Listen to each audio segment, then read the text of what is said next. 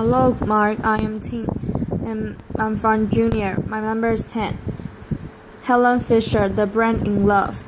I and my colleagues, Art Aaron and Lucy Brown, and others have put 37 people who are madly in love into a functional MRI brain scanner.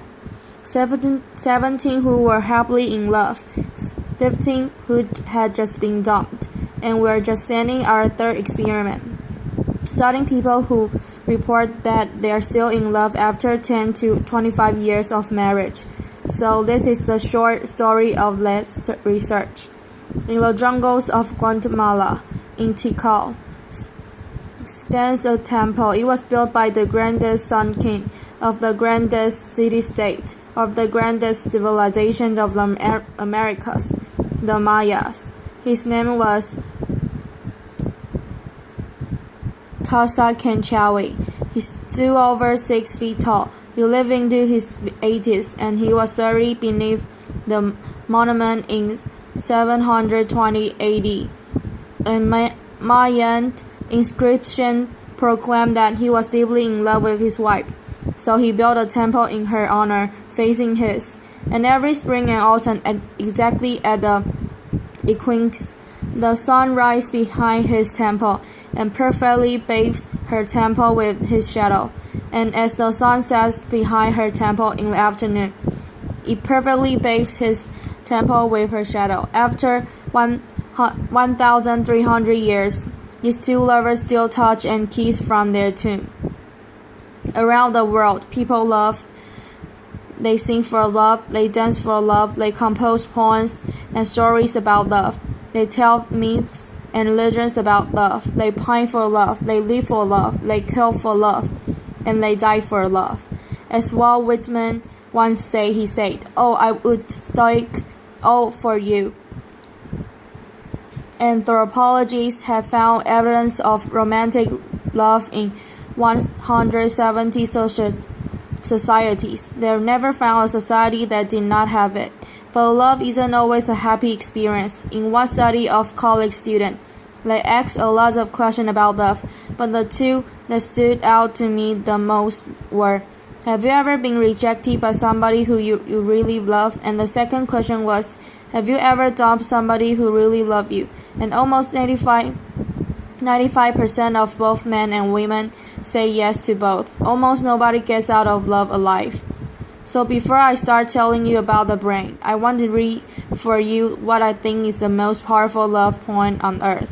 There's other love points that are, of course, just as good, but I don't think this one can be surpassed. It was told by any anonymous Kawakitu Indian of southern Alaska to a missionary in 1896, and here it is. I've never had the opportunity to say before. Fire runs through my body with the pain of loving you. Pain runs through my body with the fire of my love for you. Pain like a boil about to burst with my love for you. Consumed by fire with my love for you. I remember what you say to me. I'm thinking of your love for me. I'm torn by your love for me. Pain and more pain. Where are you going with my love? I'm told you will go from here. I'm told you will leave me here. My body is numb with grief. Remember what I say, my love, goodbye, my love, goodbye. Emily Dickinson once wrote, parting is all we need to know of health. How many people have suffered in all the millions of years of human evolution? How many people around the world are dancing with elation at this very minute? Romantic love is one of the most powerful sensations on earth. So several years ago, I decided to look into the brain and study this madness. Our first study of people who were happily in love has been widely publicized, so I'm only going to say very little about it. We found activity in a tiny little factory near the base of the brain called the ventral tegmental area. We found activity in some cells called the A10 cells that actually make dopamine, a natural stimulant, and spread it to many brain regions. Indeed, this part, the VTA, is part of the brain's reward system. It's way below your cognitive thinking process. It's below your emotions. It's part of what we call the reptilian core of the brain, associated with wanting, with motivation, with focus, and with craving. In fact, the same brain region where we found activity becomes active also when you feel the rush of cocaine. But romantic love is much more than the cocaine high. At least you calm down for cocaine. Romantic love is an obsession. It processes you. You lose your sense of self. You can't stop thinking about another human being. Somebody is camping in your head. And as 8th century Japanese poet said, my longing had no time when it ceases. Wild is love, and the obsession can get worse when you're being rejected. So right now, Lucy Brown and I, the neuroscientists on our project, are looking at the data of the people who were put into the machine after they had just been dumped. It was very difficult actually, putting these people in the machine because they were in such bad shape. Laughter. So anyway, we found activity in 3 brain regions. We found activity in the brain region in exactly the same brain region associated with intense romantic love. What a bad deal, where you've been dumped. The one thing you love to do is just forget about this human being and then go on with your life. But no, you just love them harder. As the poet Torrance, the Roman poet once said, he said, the less my hope, the harder my love. And indeed, we now know why. 2,000 years later, we can explain this in the brain. That's brain system. The reward system for wanting, for motivation, for craving, for focus becomes more active when you can get what you want. In this case, life's greatest prize, and probably a mating partner. We found activity in other brain regions also, in a brain region associated with calculating gains and losses. You're lying there, you're looking at the picture, and you're in this machine, and you're calculating, what went wrong, how, what have I lost. And a matter of fact, Lucy and I have a little joke about this. It comes from the David Mamet's play. And there's 2 con artists in the play, and the woman is conning the man, and the man looks at the woman and says, "Oh, you're a bad pony. I'm not going to bet on you." And indeed, it's the part of the brain, the core of the nucleus accumbens. Actually, this is becoming active as you're measuring your gains and losses. It's also the brain region that becomes active when you're willing to take enormous risks for huge gains and huge losses. Last but not least, we found activity in a brain region associated with deep attachment to another individual. No wonder people suffer around the world, and we have so many crimes of passion. When you've been rejected in love, not only are you engulfed with feelings of romantic love, but you're feeling deep attachment to this individual. Moreover, this brain circuit for reward is working, and you're feeling intense energy, intense focus, intense motivation, and the willingness to risk it all to win life's greatest prize. So what have I learned from this experiment that I would like to tell the world? Foremost, I have come to think that romantic love is a drive, a basic mating drive, not the sex drive. The sex drive gets you out there looking for a whole range of partners. Romantic love enables you to focus your mating energy on just one at a time.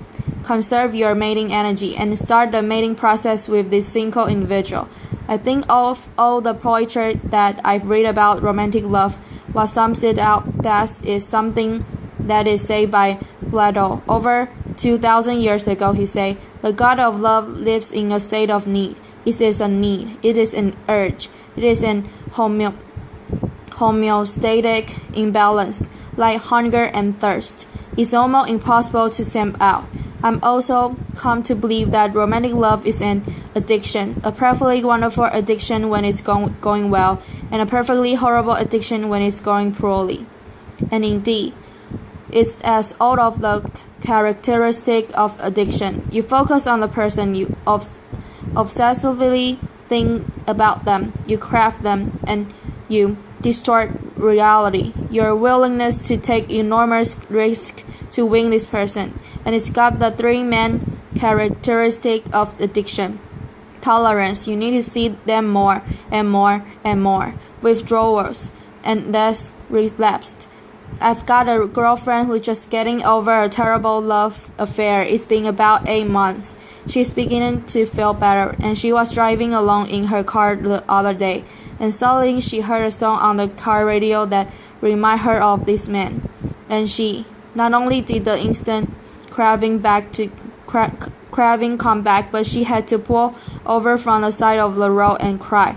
So one thing I would like the medical community and the legal community and even the college community to see if they can understand that indeed romantic love is one of the most addictive substances on earth. I would also like to tell the earth that animals love.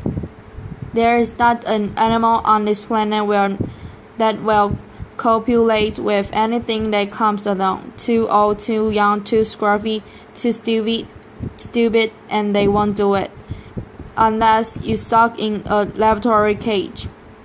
And you know, if you spend your entire life in a little box, you're not going to be as picky about who you have sex with. But I've looked in 100 species, and everywhere in the wild, animals have favorites. As a matter of fact, ethologists know this. There are over 8 words for what they call animal favoritism: selective perceptivity, mate choice, female choice, sexual choice, and indeed there are now 3 academic articles in which they've looked at this attraction, which may only last for a second, but it's a definite attraction. And either this same brain region, this reward system, or the chemicals of that reward system are involved. In fact, I think animal attraction can be instant. You can see an elephant instantly go for another elephant, and I think that is really the origin of what you and I call love at first sight. People have often asked me whether what I know about love has spoiled it for me, and I just simply say, hardly. You can know every single ingredient in a piece of chocolate cake, and then when you sit down and eat that cake, you can still feel the joy. And certainly, I make all the same mistake that everybody else does too, but it's really deepened my understanding and compassion really for all human life. As a matter of fact, in New York, I often catch myself looking in baby carriages and feeling a little sorry for the tot. And in fact, sometimes I feel a little sorry for the chicken on my dinner plate. When I think of how intense this brain system is, our newest experiment has been hatched by my colleague, R. Aaron, putting people who are reporting that they are still in love, in a long-term relationship, into the functional MRI. We have put 5 people in so far, and indeed, we found exactly the same. They're not lying. The brain areas associated with intense romantic love still come active 25 years later. There are still many questions to answer and ask about romantic love. The questions that I'm working on right this minute, and I'm only going to stay it for a second and then end. It is, why do you fall in love with one person rather than another? I never would have even thought to think of this, but Match.com, the internet dating site, came to me 3 years ago and asked me that question, and I say I don't know. I know what happens in the brain when you do become in love, but I don't know why you fall in love with one person rather than another. And so I will spend the last 3 years on this, and there are many reasons that you fall in love with one person rather than the other.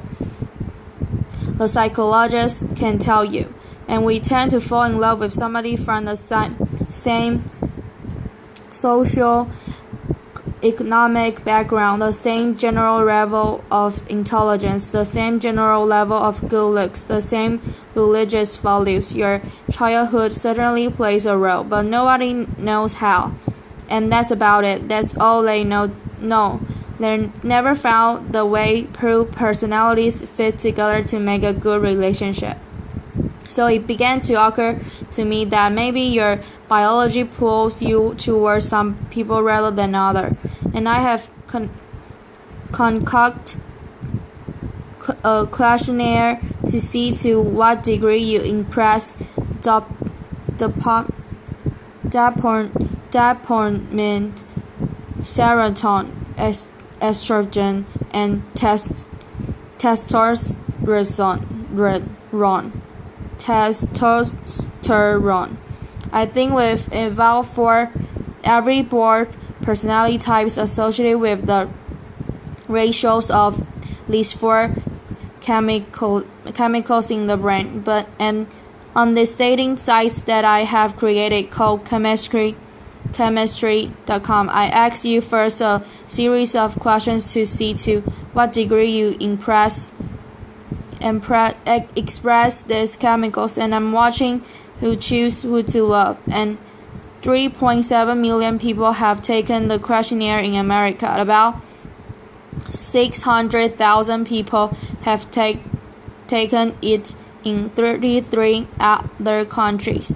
I'm putting the data together now, and at some point there will always be magic to love, but I think I will come closer to understanding why it is you can walk into a room and everybody is from your background, your same general level of intelligence, your same general level of good looks, and you don't feel pulled towards all of them.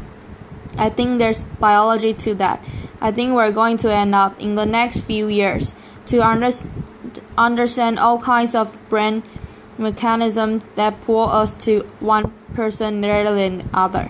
So I will close with this. These are my older people.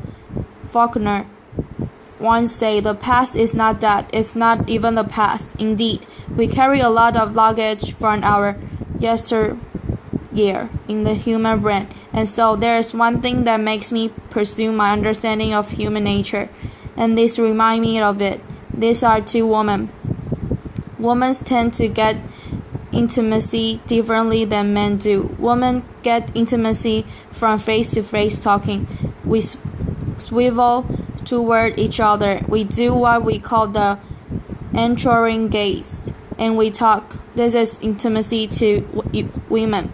I think it comes from millions of years of holding that baby in front of your face, cajoling it, reprimanding it, educating it with words. Men tend to get intimacy from side-by-side doing. Laughter. As soon as one guy looks up, the other guy will look away. Laughter. I think it comes from millions of years of standing behind that, sitting behind the bush, looking straight ahead, trying to hit that buffalo on the head with a rock. Laughter. I think for millions of years men faced their enemies. They sat side by side with friends. So my final statement is love is in us. It's deeply embedded in the brain. Our challenge is to understand each other. Thank you. Applause.